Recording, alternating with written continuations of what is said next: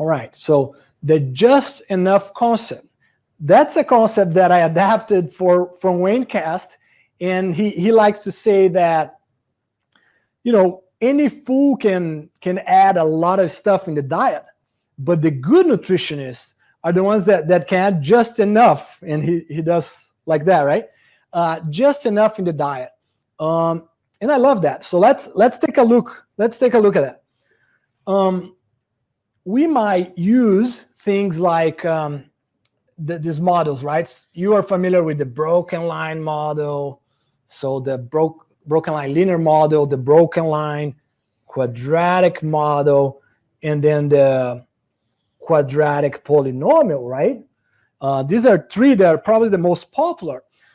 The problem sometimes is that some research papers just do one of them, you know, without even looking at all of them in the model and picking the best fit.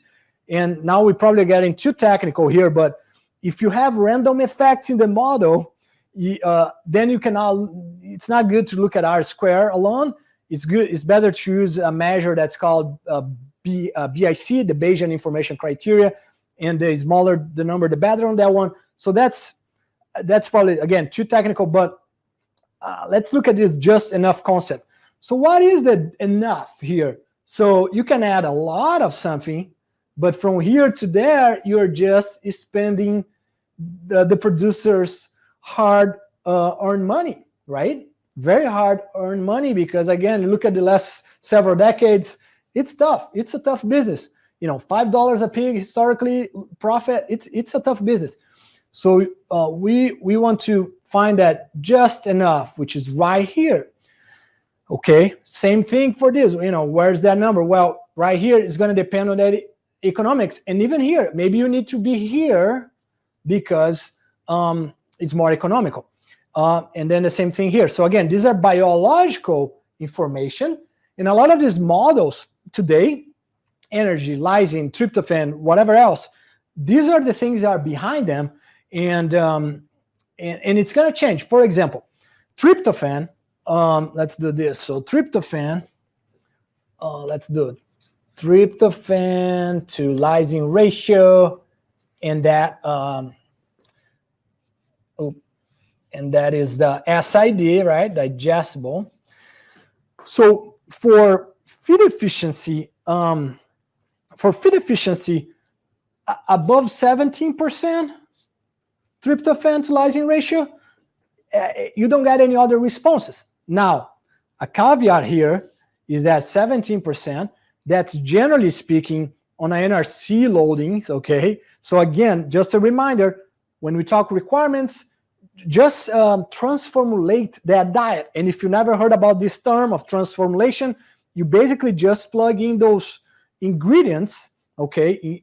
Let's say someone did a large study or whatever, a study that you judge is good, and you come up with a given requirement. So you get those diets and you put in your software, and you're going to find, okay, well, what they thought was 17, for me, 16 and a half.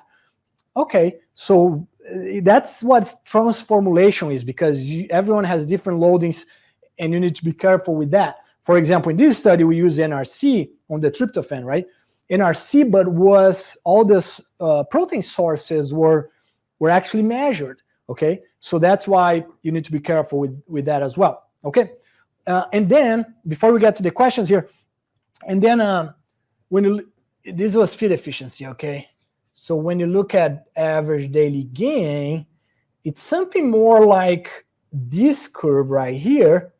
And you probably, for most part, with the exception of nursery, we don't see any decline here. Of course, if you go super high, but up to 24% is where that's kind of the maximum, right? But when it comes to economics, you're probably going to be talking about 19 to maybe 21%, okay? And it's going to vary. Again, there's tools for that. But I wanted to bring that concept of the just enough. So just enough is going to be by nutrient, this is tryptophan, by response variable, feed efficiency or average daily gain, okay? All right, so let's take a look at the questions and comments. we have to remember that there are many factors affecting those levels, right? And what is finally consumed by the pig, levels of nutrient variability that can occur in the ingredient. Very good comment there, Jane. Juan, what really happens in a commercial condition related to amino acids where the capacity of feed production is limited type of diet and they want the best profit possible? I don't know I don't know if I really understood that question, Juan, but capacity of feed production, I think we're going back to what I mentioned on the different amount of diets. And from a feed meal standpoint, when you have 3 diets in the finishing, feed meal manager is way happier than 6 or 8 diets, right? Sometimes because of antibiotics, you might have to have a few more diets. So keep that in mind. But again, there's a meta-analysis from Dr. Steve Dritz from 2002, where 18 years ago, he showed that, a lot of the growth promoting antibiotics really didn't change any performance in the finishing. So keep that in mind as well.